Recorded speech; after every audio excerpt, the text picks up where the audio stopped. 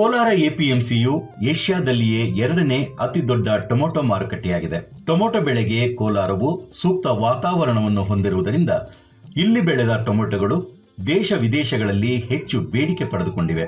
ಹೆಚ್ಚು ತೇವಾಂಶವನ್ನು ಹೊಂದಿರುವ ಟೊಮೊಟೊಗಳು ಬೇಗ ಮಾರಾಟವಾದರೆ ಮಾತ್ರ ರೈತರು ಒಳ್ಳೆಯ ಆದಾಯವನ್ನು ಪಡೆದುಕೊಳ್ಳಬಹುದು. ಅದಕ್ಕಾಗಿ ಕೋಲಾರ ಎಪಿಎಂಸಿಯಲ್ಲಿ ಪಾರದರ್ಶಕತೆಯನ್ನು ಕಾಪಾಡಿಕೊಂಡು ಬಂದಿದ್ದೇವೆ ಎನ್ನುತ್ತಾರೆ ಕೋಲಾರ ಎಪಿಎಂಸಿ ಕಾರ್ಯದರ್ಶಿ ವಿಜಯಲಕ್ಷ್ಮಿ ಅವರು. ಕೋಲಾರ ಎಪಿಎಂಸಿ ಏಷ್ಯಾದಲ್ಲೇ ಎರಡನೇ ಅತಿ ದೊಡ್ಡ ಟೊಮೆಟೊ ಮಾರುಕಟ್ಟೆಯಾಗಿ ವಿಶ್ವದಲ್ಲೇ ಪ್ರಸಿದ್ಧವಾಗಿರ್ತಕ್ಕಂಥದ್ದು. ಇಲ್ಲಿ ಎಪಿಎಂಸಿಗೆ ಟೊಮೆಟೊ ಸೀಸನ್ ಬಂದು ಮೇ ಇಂದ ಡಿಸೆಂಬರ್ವರೆಗೂ ನಡೆಯುತ್ತೆ. ಕೆಲವೊಂದು ಸರಿ ಅರೈವಲ್ಸ್ ಜಾಸ್ತಿ ಇದ್ದಾಗ ಅಥವಾ ಟೊಮೆಟೊ ಕ್ರಾಪ್ ಜಾಸ್ತಿ ಇರಬೇಕಾದ್ರೆ ಅದು ಫೆಬ್ರವರಿವರೆಗೂ ಎಕ್ಸ್ಟೆಂಡ್ ಆಗುತ್ತೆ ಸರ್. ಟೋಟಲ್ ಆಗಿ ನಮ್ಮ ಕೋಲಾರ ಎಪಿಎಂಸಿಯಿಂದ ಬಿಹಾರ್, ಮಹಾರಾಷ್ಟ್ರ, ಛತ್ತೀಸ್ಗಢ, ತಮಿಳುನಾಡು, ಕೇರಳ, ಭೋಪಾಲ್, ಗುಜರಾತ್, ಆಂಧ್ರ ಪ್ರದೇಶ್, ಉತ್ತರ ಪ್ರದೇಶ್, ಚಂಡೀಗಢ, ರಾಜಸ್ಥಾನ್, ವೆಸ್ಟ್ ಬೆಂಗಾಲ್, ಶ್ರೀಲಂಕಾ ಈ ಥರ ಎಲ್ಲ ಕಡೆಗೂ ನಮ್ಮ ಎಪಿಎಂಸಿ ಟೊಮೆಟೊ ರಫ್ತಾಗುತ್ತೆ.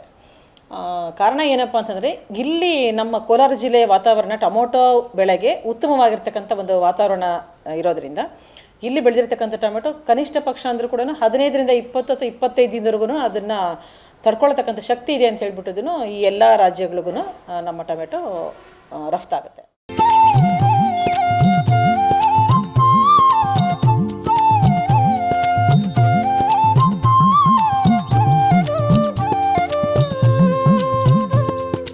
ಇತ್ತೀಚೆಗೆ ಹೆಸರುಘಟ್ಟದ ಭಾರತೀಯ ತೋಟಗಾರಿಕಾ ಸಂಶೋಧನಾ ಸಂಸ್ಥೆಯ ಆವರಣದಲ್ಲಿನ ಡಾಕ್ಟರ್ ಜಿಎಸ್ ರಾಂಧವ ಸಭಾಂಗಣದಲ್ಲಿ ಭಾರತದಲ್ಲಿ ಪುಷ್ಪ ಕೃಷಿಯಲ್ಲಿನ ಇತ್ತೀಚಿನ ಪ್ರವೃತ್ತಿಗಳು ಮತ್ತು ಭವಿಷ್ಯದ ನಿರೀಕ್ಷೆಗಳು ಕುರಿತ 3 ದಿನಗಳ ರಾಷ್ಟ್ರೀಯ ಸಮ್ಮೇಳನ ನಡೆಯಿತು.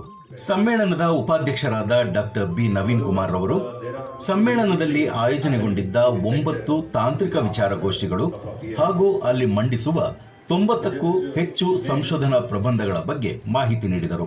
As said by Director Sir, there are a number of components in floriculture, right from fresh flowers, dry flowers, essential oils, plant pigments, aromatherapy, dry flowers, mottled gases, so many, so on and so forth. The demand for cut foliage from the subcontinent, Indian subcontinent, is growing significantly, and we are not able to cater to the needs of Gulf countries, the Middle East countries. This, when we have reacted with the farmers, progressive farmers in Kerala, we came to know that there is a huge demand for export of cut foliage from India. There is an urgent need to widen the choice of plants available, both foliage as well as flowering plants, for vertical gardening, for vertical farming. In the light of making of smart cities, the initiative taken by the Government of India, there are many programs initiated, but then we have to come out with the choice of planting material. What is the requirement for the industry? There is a big gap. There are private players, there are individual amateurs, there are also diverse need in this sector. It is diversified. If you see the entire gamut of horticulture, it is one sector which is most diverse, and diverse use, when I say it is from planting material to the value addition, to the natural colors and dyes, and we talk about it. It's not only flowers, turf, green building concept, landscaping, and it's a huge, rather I should say, the products which are coming, each and every sector has got, subsector has got its own limitations and prospects. Andhra ಪ್ರದೇಶದ doctor YSR ತೋಟಗಾರಿಕಾ ವಿಶ್ವವಿದ್ಯಾಲಯದ ಕುಲಪತಿಗಳಾದ doctor T Janakiram ಅವರು ಭಾರತದಲ್ಲಿ ಪುಷ್ಪೋದ್ಯಮದ ಬೆಳವಣಿಗೆಯನ್ನು ಮೆಲುಕು ಹಾಕುತ್ತಾ ಕೇವಲ ರೈತರ ಹಿತ್ತಲಗಳಿಗೆ ಸೀಮಿತವಾಗಿದ್ದ ಪುಷ್ಪ ಕೃಷಿ ಇಂದು ಅಂತಾರಾಷ್ಟ್ರೀಯ ವ್ಯಾಪಾರವಾಗಿ ಮಾರ್ಪಟ್ಟಿದೆ ಎಂದು ಅಭಿಪ್ರಾಯ ವ್ಯಕ್ತಪಡಿಸಿದರು. ಆದರೂ ಭಾರತದಲ್ಲಿನ ಪುಷ್ಪ ಕೃಷಿ ಅನೇಕ ಸವಾಲುಗಳನ್ನು ಎದುರಿಸುತ್ತಿದೆ. ದೇಶದಲ್ಲಿ ತಳಿಗಳ ಪರಾವಲಂಬನೆಯನ್ನು ತಪ್ಪಿಸಿ ತಂತ್ರಜ್ಞಾನದ ಮೂಲಕ ನಮ್ಮಲ್ಲಿಯೇ ಹೊಸ ತಳಿಗಳು ಹಾಗೂ ಪುಷ್ಪ ಕೃಷಿಯ ತಂತ್ರಜ್ಞಾನಗಳನ್ನು ಅಭಿವೃದ್ಧಿಪಡಿಸಲು ವಿಜ್ಞಾನಿಗಳಿಗೆ ತಿಳಿಸಿದರು. ಈ ದಾರಿಯಲ್ಲಿ ಪ್ರಮುಖ ತಂತ್ರಜ್ಞಾನಗಳಾದ ತಳಿ ವಿಜ್ಞಾನ, ಜೈವಿಕ ತಂತ್ರಜ್ಞಾನ, ಸೆನ್ಸಾರ್ಗಳ ಬಳಕೆಯಿಂದ ಕೃತಕ ಬುದ್ಧಿವಂತಿಕೆಯನ್ನು ಉಪಯೋಗಿಸಿಕೊಂಡು ನಿಖರ ಕೃಷಿ ಹಾಗೂ ಡ್ರೋನ್ ತಂತ್ರಜ್ಞಾನ ಮುಂತಾದವುಗಳು ಪುಷ್ಪ ಕೃಷಿಗೆ ಸಹಾಯವಾಗಲಿವೆ ಎಂದು ತಿಳಿಸಿದರು. They are actually important because they are the stakeholders who are going to implement Vision 2050 document. I think they're going to contribute a lot. And without taking much time, at the outset, I also congratulate the organizing committee for a well thought of this conference, and that too at Indian Institute of Horticulture Research, which has really done and contributed a lot to the floriculture research, development, and also help for the growth of the farmers. Just now we have witnessed, and the witness is also here displayed. And whatever the important crops, the technologies, whether it is the varieties, production technologies, plant protection technologies, all they have been developed from this great institution. Sikkim एक बहुत ही सुंदर सा state है और orchid का बहुत ही एक महत्व एक समय पर सोचा गया था कि इस देश को फ्लोरिकल्चर में एक नई दिशा देने के लिए लगभग 26 साल पहले उस संस्थान की स्थापना की गई थी। तो मैं ज़्यादा इस इनॉग्रेल सेशन में नहीं बोलूँगा क्योंकि उसके बाद में मैं ऑर्किड के ऊपर एक विशेष प्रेजेंटेशन करूँगा। उसमें आप लोगों से सबसे सजेशन भी लूँगा और मार्गदर्शन भी लूँगा। जो मैं कहना चाहता हूँ, मैं बेसिकली एक ब्रीडर हूँ। शुरुआत में मैंने ऑर्किड में ही अपनी करियर का शुरुआत किया था। बाद में मैं अपनी फील्ड में लौट गया था लगभग 20 साल के लिए, जो कि राइस पल्सेस। ಕರ್ನಾಟಕ ಸರ್ಕಾರದ ತೋಟಗಾರಿಕಾ ಇಲಾಖೆಯ ನಿರ್ದೇಶಕರಾದ ಶ್ರೀ ಡಿ.ಎಸ್. ರಮೇಶ್ ರವರು ಅಂತಾರಾಷ್ಟ್ರೀಯ ಮಟ್ಟದಲ್ಲಿ ಉಪಯೋಗವಾಗುವ ತಳಿ ಹಾಗೂ ತಂತ್ರಜ್ಞಾನಗಳನ್ನು ಅಭಿವೃದ್ಧಿಪಡಿಸಲು ವಿಜ್ಞಾನಿಗಳಿಗೆ ಕರೆ ನೀಡಿದರು ಹಾಗೂ ರೈತರು ಹೊಸ ಬೆಳೆಗಳನ್ನು ತಮ್ಮ ಜಮೀನಿನಲ್ಲಿ ಅಳವಡಿಸಿಕೊಳ್ಳುವ ಮೊದಲು ಅದರ ಸಾಧಕ ಬಾಧಕಗಳು ಹಾಗೂ ಮಾರುಕಟ್ಟೆ ವ್ಯವಸ್ಥೆಯ ಬಗೆಗೆ ಅಧಿಕಾರಿಗಳು, ತಂತ್ರಜ್ಞರು ಹಾಗೂ ವಿಜ್ಞಾನಿಗಳೊಂದಿಗೆ ಸಮಾಲೋಚಿಸಿ ಮುಂದುವರಿಯಲು ಕರೆ ನೀಡಿದರು. For my surprise, I could find farmers just in the Kolhapur and Vasur. Mr. Srikanth, I think that's Mr. Srikanth and Sridhar. Each one of them are having a polyhouse of around 50 acres, 60 acres, each one of them. And growing floriculture flowers of all varieties, of export varieties. And recently I visited one of our program, the barren land in Chitradurga nearby Asikire and all that place. I think rarely those areas get a rainfall. A farmer came and told me that, sir, we are growing apple. I have planted around 500 apple plant. Already 5-6 years is over. It will start, giving the yield.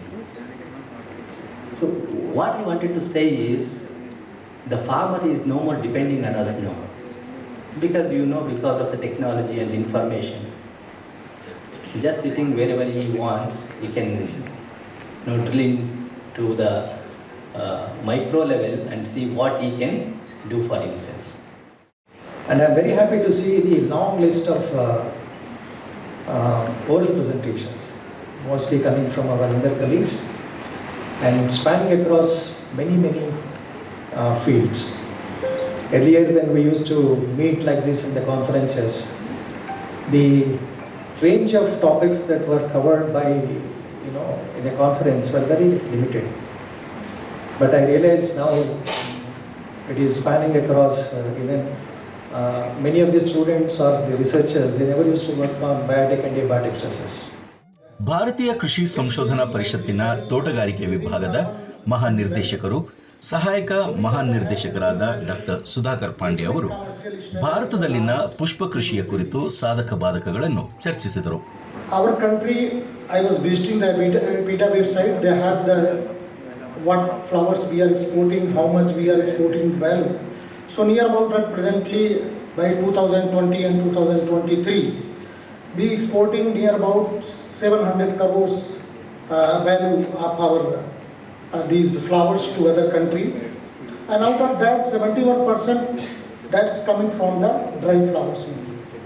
So that is one of the, I think, major area, particularly when we are talking that for exportable varieties and others. Therefore, the government of India has identified floriculture as a sunrise industry and accorded its 100% export-oriented status also. ರೋಗ ಮತ್ತು ಕೀಟಾಣುಗಳನ್ನು ನಾವು ಹೇಗೆ ನಿಯಂತ್ರಿಸಬಹುದು ಅದ್ರ ಬಗ್ಗೆ ಆಗಿರ್ಬೋದು, ಮತ್ತು environmental security ನಾವು ಎಲ್ಲ ಮಾಡಿದಾಗ ನಮ್ಮ ವಾತಾವರಣದ ಮೇಲೆ, ನಮ್ಮ ಪರಿಸರದ ಮೇಲೆ ಹಾನಿ ಆಗ್ತಿದ್ದಿಲ್ಲ ಅದನ್ನು ಹೇಗೆ ತಡೆಗಟ್ಟಬಹುದು ಅದ್ರ ಮೇಲೆ ಆಗಿರ್ಬೋದು. ಮತ್ತು ಸೋಷಿಯೋ ಎಕನಾಮಿಕ್ ಇಂಪಾರ್ಟೆನ್ಸ್ ಅಂದರೆ ಇಂಪ್ಯಾಕ್ಟ್ ಅಂದರೆ ಈಗ ರೈತರು ಯಾವಾಗ ಬೆಳಿಬೇಕು, ಹೇಗೆ ಬೆಳಿಬೇಕು, ಅವ್ರು ಹೇಗೆ ಮಾರುಕಟ್ಟೆ ಮಾಡಬೇಕು, ಯಾವುದರಿಂದ ಅವರಿಗೆ ಉಪಯೋಗ ಆಗುತ್ತೆ. ಯಾಕಂದರೆ ಹೂವಿಗೆ ಎಲ್ಲ ನಮ್ಮ ವರ್ಷಾದ್ಯಂತ ಅದಕ್ಕೆ ಡಿಮ್ಯಾಂಡ್ ಇರೋದಿಲ್ಲ. ಅದಕ್ಕೆ ವ್ಯಾಲೆಂಟೈನ್ಸ್ ಡೇ ಆಗಿರ್ಬೋದು, ಹಬ್ಬ ಹರಿದಿನಗಳಾಗಿರ್ಬೋದು, ಮದರ್ಸ್ ಡೇ, ಈ ಥರ ಕೆಲವೊಂದು ಟೈಮಲ್ಲಿ ಮಾತ್ರ ಅದಕ್ಕೆ ಡಿಮ್ಯಾಂಡ್ ಇರುತ್ತೆ. ಸೊ ಅದರ ಅನುಗುಣವಾಗಿ ಆ ಟೈಮಿಗೆ ಯಾವ ಸಂದರ್ಭದಲ್ಲಿ ಯಾವ ಬೆಳೆ ಬೆಳಿಬೇಕು, ಅದನ್ನು ಹೇಗೆ ಮಾರುಕಟ್ಟೆ ಮಾಡಬೇಕು ಅನ್ನೋದ್ರ ಬಗ್ಗೆ ಎಲ್ಲ ಕೂಡ ಈ 3 ದಿನಗಳಲ್ಲಿ ಡಿಸ್ಕಷನ್ಸ್ ಆಗುತ್ತೆ. In the floriculture sector, APIDA has done a lot right in the beginning. Actually, we were also giving to the transport assistance schemes where each and every, even a merchant exporter used to get subsidy from APIDA. Then APIDA also funded in the floriculture sector, International Flower Auction Center, that is IFAB, for the cold storage. And from then onwards, APIDA's, so from that onwards, after the International Flower Auction Center has started, so Karnataka could have been on the global map of floriculture. ಭಾರತೀಯ ತೋಟಗಾರಿಕಾ ಸಂಶೋಧನಾ ಸಂಸ್ಥೆ ಅಭಿವೃದ್ಧಿಪಡಿಸಿರುವ ತಳಿ ಹಾಗೂ ತಂತ್ರಜ್ಞಾನಗಳನ್ನು ಅಳವಡಿಸಿಕೊಂಡು ಇತರ ರೈತರಿಗೆ ಮಾದರಿ ಎನಿಸಿರುವ 4 ರೈತರನ್ನು ಸಹ ಸನ್ಮಾನಿಸಲಾಯಿತು. ಇದೇ ಸಂದರ್ಭದಲ್ಲಿ ಸಮ್ಮೇಳನಕ್ಕೆ ಸಂಬಂಧಪಟ್ಟ 3 ಪುಸ್ತಕಗಳನ್ನು ಬಿಡುಗಡೆಗೊಳಿಸಲಾಯಿತು ಹಾಗೂ ಅರ್ಕ ಕೀರ್ತನ ಎಂಬ ಸುಗಂಧರಾಜ ತಳಿಯ ಪರವಾನಗಿಯನ್ನು ರೈತೋದ್ಯಮಿಯವರಿಗೆ ನೀಡಲಾಯಿತು. ಭಾರತೀಯ ಪುಷ್ಪ ನಿರ್ದೇಶನಾಲಯದ ನಿರ್ದೇಶಕರಾದ ಡಾಕ್ಟರ್ ಕೆ.ವಿ. ಪ್ರಸಾದ್ ಹಾಗೂ ಆರ್ಕಿಡ್ ಸಸ್ಯಗಳ ಮೇಲಿನ ರಾಷ್ಟ್ರೀಯ ಸಂಶೋಧನಾ ಸಂಸ್ಥೆಯ ನಿರ್ದೇಶಕರಾದ ಎಸ್.ಪಿ. ದಾಸ್ ಹಾಗೂ ಪುಷ್ಪ ಕೃಷಿಯಲ್ಲಿನ ಇತರ ವಿಜ್ಞಾನಿಗಳು ಕಾರ್ಯಕ್ರಮದಲ್ಲಿ ಪಾಲ್ಗೊಂಡಿದ್ದರು.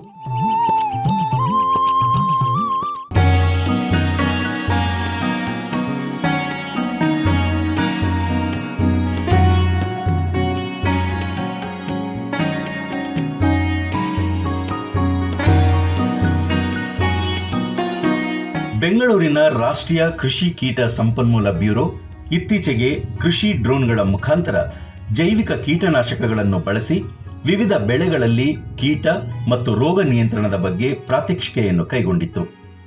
ಪ್ರಾತ್ಯಕ್ಷಿಕೆಯಲ್ಲಿ ವಿಜ್ಞಾನಿಗಳು ಸೇರಿದಂತೆ ಹಲವು ರೈತರು ಪಾಲ್ಗೊಂಡಿದ್ದರು. ಬೆಂಗಳೂರಿನ ರಾಷ್ಟ್ರೀಯ ಕೃಷಿ ಕೀಟ ಸಂಪನ್ಮೂಲ ಬ್ಯೂರೋದ ನಿರ್ದೇಶಕರಾದ ಡಾಕ್ಟರ್ ಎಸ್.ಎನ್. ಸುಶೀಲ್ ರವರು ಮಾತನಾಡಿ, ಈ ಕಾರ್ಯಕ್ರಮದ ಮುಖ್ಯ ಉದ್ದೇಶವೇನೆಂದರೆ ಕೀಟಗಳನ್ನು ಕೀಟನಾಶಕಗಳ ಸಹಾಯವಿಲ್ಲದೆ ಜೈವಿಕ ನಿಯಂತ್ರಣದ ಮೂಲಕ ತಡೆಗಟ್ಟುವುದರ ಕುರಿತು ಪ್ರಾಯೋಗಿಕವಾಗಿ ವಿವರಿಸಲಾಗಿದೆ.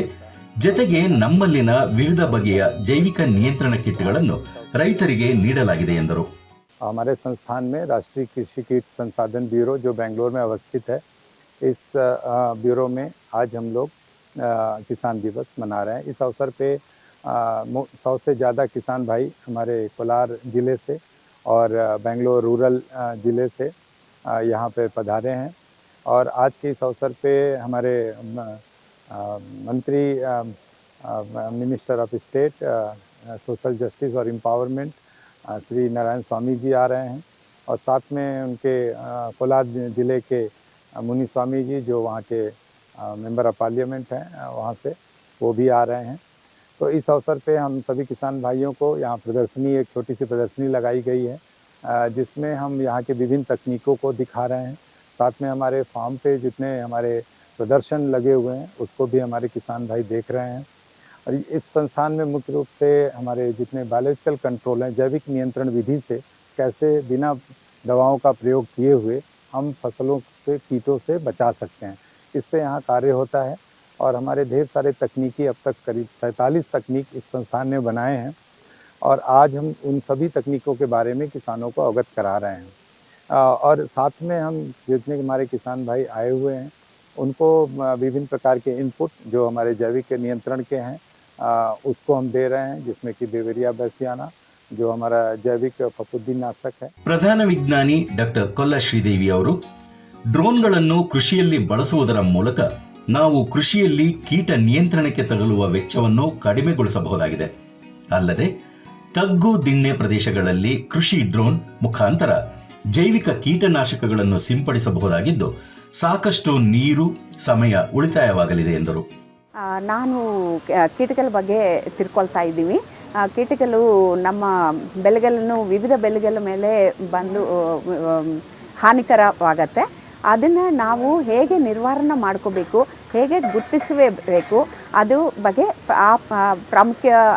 ಅದರದ್ದೇ ಪ್ರಾಮುಖ್ಯತೆ ಮೇಲೆ ನಾವು ಕೆಲಸ ಮಾಡ್ತಾ ಇದ್ದೀವಿ. ಮೇಯ್ನ್ಲಿ ನಾನು ಟ್ಯಾಕ್ಸಾನಮಿಸ್ಟ್. ಇನ್ಸೆಕ್ಟ್ಸು ಬಹಳ ವಿವಿಧ ಜಾತಿಗಳು ಇರ್ತವೆ. ಅದನ್ನು ನಾವು ಹೇಗೆ ಗುರುತಿಸಿ ಅದನ್ನು ನಿರ್ವಹಣೆ ಹೇಗೆ ಮಾಡಬೇಕು ಅಂತ ನಾವು ತಿಳ್ಕೊಳ್ತೀವಿ.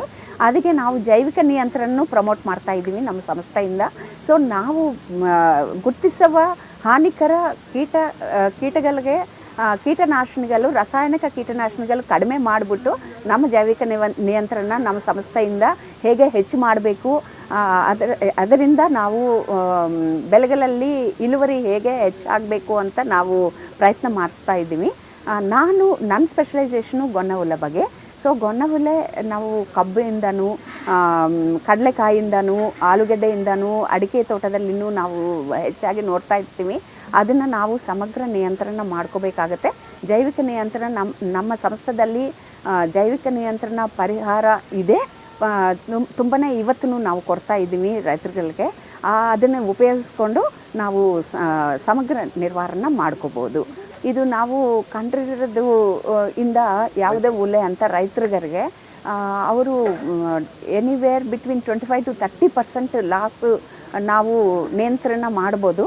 ಅದು ಇಳುವರಿ ಜಾಸ್ತಿ ಆಗುತ್ತೆ, ಅಷ್ಟು ಇಳುವರಿ ಜಾಸ್ತಿ ಆಗುತ್ತೆ. ಅದನ್ನು ನಾವು ಪರಿಸರ ಕ್ಷೇತ್ರದಲ್ಲಿನೂ, ಮಣ್ಣದಲ್ಲಿನೂ, ಪರಿಸರದಲ್ಲಿನೂ ಆರೋಗ್ಯವಾಗಿ ಇಟ್ಬಿಟ್ಟು ನಾವು ಇಳುವರಿನ ಹೆಚ್ಚು ಮಾಡೋದೇ ನಾವು ಪ್ರಯತ್ನ ಮಾಡಿ ಮಾಡ್ಯೂಲ್ಸು, ಸಮಗ್ರ ನಿರ್ವಹಣಾ ಮಾಡ್ಯೂಲ್ಸ್ ಕೊಡ್ತಾ ಇದ್ದೀವಿ ರೈತರಿಗೆ. ಅದು ರೈತರಿಗೆ ಉಪಯೋಗ ಆಗುತ್ತೆ. ಅವರಿಗೆ ನಾವು ಅವ್ರ ಕ್ಷೇತ್ರದಲ್ಲಿ ಹೋಗಿನೂ ಸಲಹೆ ಕೊಟ್ಟು ಅವ್ರಿಗೆ ಹೇಗೆ ಮುಂದಕ್ಕೆ ಮುಂದಕ್ಕೆ ಹೋಗಿ ಇಳುವರಿ ಹೆಚ್ಚು ಮಾಡೋಕ್ಕೂ ನಾವು ಸೂಚನೆ ಕೊಡ್ತಾ ಇದ್ದೀವಿ. ಬೆಂಗಳೂರಿನ ರಾಷ್ಟ್ರೀಯ ಕೃಷಿ ಕೀಟ ಸಂಪನ್ಮೂಲ ಬ್ಯೂರೋದಲ್ಲಿ ಪ್ರಧಾನ ವಿಜ್ಞಾನಿಯಾಗಿರುವ ಡಾಕ್ಟರ್ ದೀಪಾ ಭಗತ್ ರವರು ವಯಸ್ಕ ಹಂತಕ್ಕೆ ತಲುಪಿದ ಕೀಟಗಳನ್ನು ಪಿರೋಮಾನ್ ಸಹಾಯದಿಂದ ತಡೆಗಟ್ಟುವ ಕುರಿತು ತಮ್ಮ ಸಂಶೋಧನಾ ಮಾಹಿತಿಯನ್ನು ಹಂಚಿಕೊಂಡರು. ಪುರಾತನ ತಂತ್ರಜ್ಞಾನದ ಪ್ರಕಾರ ಪಿರೋಮಾನ್ಸ್ಗಳು ದ್ರವ ರೂಪದಲ್ಲಿ ಇದ್ದು ಬೇಗ ಆವಿಯಾಗುವ ಕಾರಣ ಇದರ ಬಳಕೆ ಕೈಗೊಳ್ಳುತ್ತಿದ್ದ ರೈತರಿಗೆ ಹೆಚ್ಚು ನಷ್ಟ ಉಂಟಾಗುತ್ತಿತ್ತು. ಆದ್ದರಿಂದ ನಾವೀಗ ಪಿರೋಮಾನ್ಸ್ಗಳನ್ನು ಘನರೂಪಕ್ಕೆ ಪರಿವರ್ತಿಸಿದ್ದು ಇದು 6 ತಿಂಗಳಿಂದ 1 ವರ್ಷದವರೆಗೆ ಪೂರ್ತಿ ಬೆಳೆ ಮುಗಿಯುವವರೆಗೆ ಇರುತ್ತದೆ. ಇದೇ ರೀತಿ 118 ರೀತಿಯ ಕೀಟಗಳನ್ನು ತಡೆಗಟ್ಟುವ ಉತ್ಪನ್ನಗಳು ನಮ್ಮ ಬಳಿ ಇದ್ದು ಕೀಟನಾಶಕಗಳ ಸಹಾಯವಿಲ್ಲದೆ ಪಿರೋಮಾನ್ಸ್ಗಳ ಸಹಾಯದಿಂದ ಕೀಟಗಳನ್ನು ತಡೆಗಟ್ಟಬಹುದಾಗಿದೆ. ಇದರಿಂದ ಸಾವಯವ ಕೃಷಿಗೆ ಹೆಚ್ಚು ಪ್ರಾಧಾನ್ಯತೆ ದೊರಕಲಿದೆ ಎಂದರು. My research is on we are controlling pest in adult stage through pheromones. Actually, previous technology was that pheromones were liquid, and morning that farmers used to apply, and since because of high volatility, it used to goes off very quickly. So it was adding cost to the farmers that again and again they had to refill this pheromones. So as an organic chemist, what I had done that I have made these pheromones into a semi-solid formulation. That is, you can see that almost all a solid formulation. Now in field, it can be applied for almost all 6 months to 1 year, this over the whole crop season. So in this range, we are having products for 180 pests, like for controlling Helicobacter parmigera, Cyphophaga incertulas, and then Bactrocerra dorsalis. And we can nicely control all these pests by using these pheromones without using this pesticide. So this supports the organic farming and natural farming. ಹಿರಿಯ ವಿಜ್ಞಾನಿ doctor Selvaraj ಅವರು ಕಬ್ಬಿನ ಬೆಳೆಯಲ್ಲಿ ಕೀಟ ನಿಯಂತ್ರಣದ ಕಾರ್ಯಗಳನ್ನು ಮಾಡುವುದು ತುಂಬಾ ಕಷ್ಟಕರವಾಗಿದೆ. ಅಂತಹ ಬೆಳೆಗಳಲ್ಲಿ ಕೃಷಿ ಡ್ರೋನ್ ಮೂಲಕ ಜೈವಿಕ ಕೀಟನಾಶಕಗಳ ಸಿಂಪರಣೆ ತುಂಬಾ ಉಪಯುಕ್ತವಾಗಿದೆ ಎಂದು ಮಾತನಾಡಿದರು. And we are working the application of drones for the spraying of biopesticides and release of natural enemies through the drone. This drone we are procured under the Agri Drone project by the DSC. This drone, the tank capacity is around 10 liters, and we can cover about 1 acre land for the spraying of biopesticides in the especially the field crops. But in case of what you call plantation crops like coconut and arecanut, where we need through the manual spraying, we need more than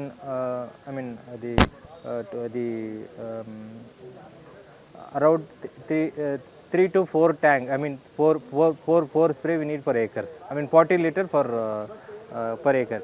Capacity is 10 liter. And this drone is operated through the battery, and every spraying we need to change the battery. Cost is around including insurance and other accessories cost, training, because we need to get the drone pilot training, remote drone pilot training, so which all include 9.5 lakh for the government.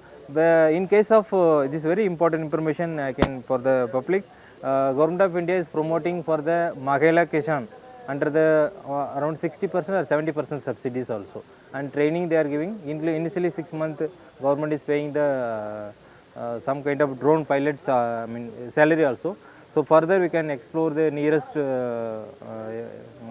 government organization for their support. Under that scheme, that Government of India promotion scheme, they are try to target group is self-help group, women self-help groups, FPOs, farmer producing organization. They can get the drone, and as well as the subsidy also they can afford for that.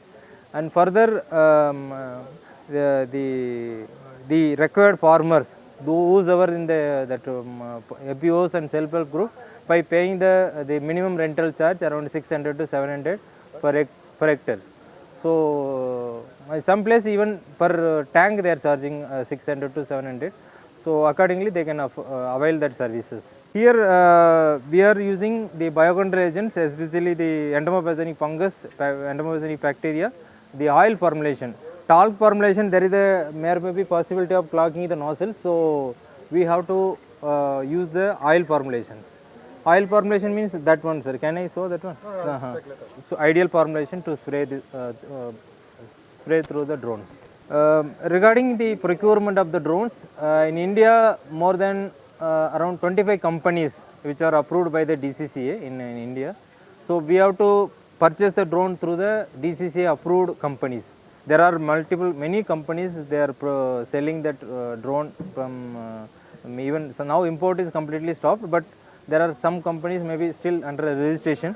So we have to select the companies in the registered company, and who's ever interested to procure this drone, they can either approach the nearby KVKs, the central government institutions which dealing the agriculture, state departments.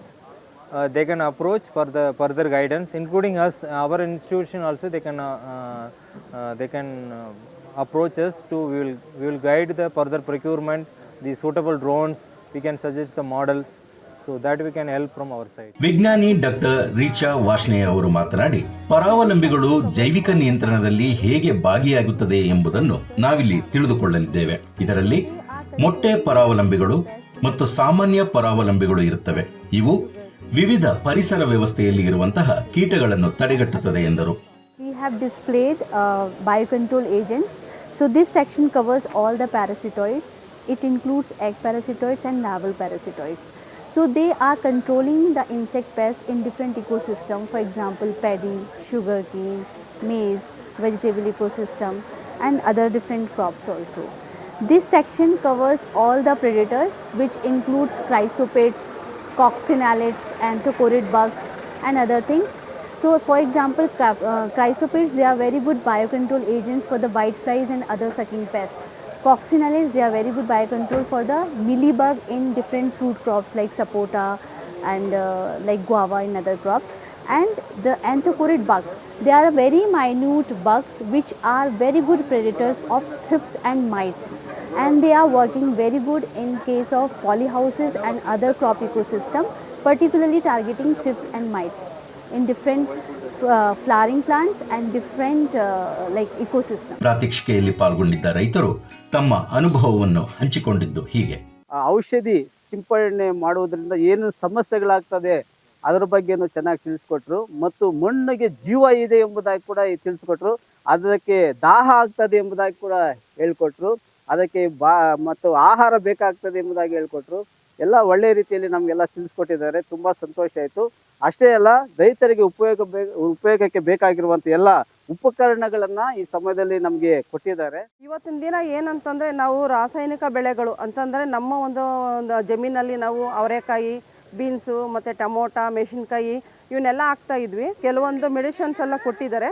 ಇದನ್ನು ನಾವು ಯಾವ ರೀತಿ ಬಳಸಬೇಕು, ನಾವು ಈ ಥರ ಈ ಒಂದು ಬಳಕೆಯಿಂದ ಯಾವ ರೀತಿ ಅನಾನುಕೂಲಗಳಾಗುತ್ತೆ, ಯಾವ ರೀತಿ ನಾವು ಅದನ್ನು ಉಪಯೋಗಿಸ್ಕೋಬೇಕು, ಯಾವ ರೀತಿ ಒಂದು ಕೆಮಿಕಲ್ಸ್ ಬಳಸೋದ್ರಿಂದ ಒಂದು ಕ್ಯಾನ್ಸರ್ ಬರುತ್ತೆ, ಮತ್ತು ಇದು ಒಂದು ಮಣ್ಣಿನ ಮಹತ್ವ ಏನಿದೆ ಅನ್ನೋದ್ರ ಬಗ್ಗೆ ಎಲ್ಲ ನಮಗೆ ಇಲ್ಲಿನ ಒಂದು ವಿಜ್ಞಾನಿಗಳು ಪ್ರತಿಯೊಬ್ಬರೂ ನಮಗೆ ತಿಳಿಸ್ಕೊಟ್ಟಿದ್ದಾರೆ. ಅದರಲ್ಲೂ ಒಂದು ಗೊಣ್ಣೆ ಹುಳು ಅನ್ನೋ ಒಂದು ಹುಳುವಿನ ಹಾಗೆ ನಮ್ಗೆ ಗೊತ್ತಿದ್ದು ಜಮೀನುಗಳಲ್ಲೆಲ್ಲ ಇದೆಲ್ಲ ಹುಳು ಹೋಯ್ತು ಅಂತ. ಆದರೆ ಅದ್ರ ಬಗ್ಗೆ ಯಾವ ರೀತಿ ಸ್ಪ್ರೇ ಮಾಡಿದ್ರೆ ಆ ಒಂದು ಹುಳುವಿನ ಒಂದು ನಾಶ ಮಾಡ್ಬೋದು ಅನ್ನೋದನ್ನು ಸಹ ಇಲ್ಲಿನ ಒಂದು ವಿಜ್ಞಾನಿಗಳು ನಮ್ಗೆ ತಿಳಿಸ್ಕೊಟ್ಟಿದ್ದಾರೆ. ಒಂದು ಇನ್ಸ್ಟಿಟ್ಯೂಟ್ ಏನಿದೆ NBAR ಕಡೆಯಿಂದ ಕೆಲವೊಂದು ಮೆಡಿಸಿನ್ಸನ್ನು ಈಗ ಕೊಟ್ಟಿದ್ದಾರೆ. ಅದನ್ನು ಯಾವ ರೀತಿ ಸ್ಪ್ರೇ ಮಾಡಬೇಕು, ಸ್ಪ್ರೇ ಮಾಡಬೇಕಾದ್ರೆ ಯಾವ ರೀತಿ ನಾವು ಬಳಕೆ ಮಾಡ್ಕೋಬೇಕು, ಒಂದು ಮಾಸ್ಕ್ ಹಾಕ್ಕೋಬೇಕು ಅನ್ನೋದ್ರ ಬಗ್ಗೆ ಎಲ್ಲ ತಿಳಿಸ್ಕೊಟ್ಟು ಕೆಲವೊಂದು ಮೆಡಿಸಿನ್ ಕೊಟ್ಟಿದ್ದಾರೆ. ಈ ಒಂದು ಸಂಸ್ಥೆಗೆ ಮತ್ತು ಈ ಒಂದು ಇನ್ಸ್ಟಿಟ್ಯೂಟ್ಗೆ ನಮ್ಮ ಎಲ್ಲ ರೈತರ ಕಡೆಯಿಂದ, ನಾವು ಇವತ್ತು 50 ಜನ ರೈತರು ಏನು ಬಂದಿದ್ದೀವೋ ಅವ್ರ ಕಡೆಯಿಂದ ಅವ್ರ ಪರವಾಗಿ ನಮ್ಮ ಒಂದು ಇನ್ಸ್ಟಿಟ್ಯೂಟ್ಗೆ ನಮ್ಮ ಪರವಾಗಿ ಧನ್ಯವಾದಗಳನ್ನು ತಿಳಿಸೋದಕ್ಕೆ ಇಷ್ಟಪಡ್ತೀನಿ. ಇಲ್ಲಿ ನಮ್ಮ ರೈತರಿಗೆ ನಾವು ಮದ್ದುಗಳು ತಂದು ಬೆಳೆಗಳಲ್ಲಿ ಬೆಳೆಯುವಾಗ ಟೊಮೆಟೊ, ಮೆಣಸಿನಕಾಯಿ, ಗೆಣಸು ಇಂಥವೆಲ್ಲ ಬೆಳೆಯುವಾಗ ನಾವು ತರುವಂಥ ಮದ್ದುಗಳಿಂದ ನಮಗೂ ತೊಂದರೆ ಆಗುತ್ತೆ. ಮತ್ತು 2 ದಿನ ಪರಿಹಾರ ಸಿಗುತ್ತೆ ಗಿಡಗಳಲ್ಲಿ, ಮತ್ತು ಅದು ಮಾಮೂಲಿಗೆ ಬರುತ್ತೆ. ಅಂತಹ ಸಮಯದಲ್ಲಿ ಇಲ್ಲಿ ಕ್ರಿಮಿಕೀಟಗಳು ಯಾವ ಕ್ರಿಮಿಗಳಿಂದ ಏನು ನಾಶ ಆಗುತ್ತೆ ಅದನ್ನು ತಡೆಗಟ್ಟೋದಕ್ಕೆ ಯಾವ ಕ್ರಿಮಿಗಳು ಬಿಡಬೇಕು ಅನ್ನೋದ್ರ ಬಗ್ಗೆ ಮಾಹಿತಿ ಕೊಟ್ಟಿದ್ದಾರೆ. ಮತ್ತು ಮಣ್ಣಿನ ಬಗ್ಗೆ ಯಾವ ರೀತಿ ಮಣ್ಣಿಗೆ ದಾಹ ಆಗುತ್ತೆ ಅನ್ನೋದ್ರ ಬಗ್ಗೆ ಮಾಹಿತಿ ಕೊಟ್ಟಿದ್ದಾರೆ.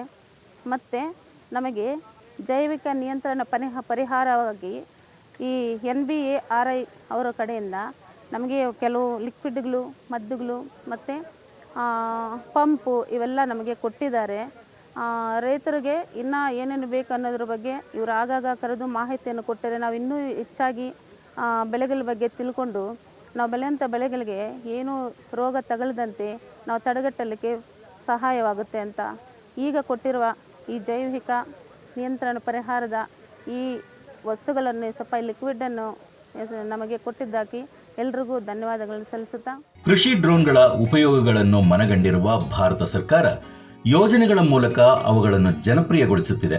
ಅದೇ ರೀತಿ ರಾಷ್ಟ್ರೀಯ ಕೃಷಿ ಕೀಟ ಸಂಪನ್ಮೂಲ ಬ್ಯೂರೋ ಬೆಂಗಳೂರು ಕೂಡ ವಿವಿಧ ಇಲಾಖೆಗಳೊಂದಿಗೆ ಸೇರಿ ಕೃಷಿ ಡ್ರೋನ್ಗಳ ಉಪಯೋಗಗಳನ್ನು ರೈತರಿಗೆ ತಿಳಿಸಲು ಪ್ರಯತ್ನ ಮಾಡುತ್ತಿದೆ.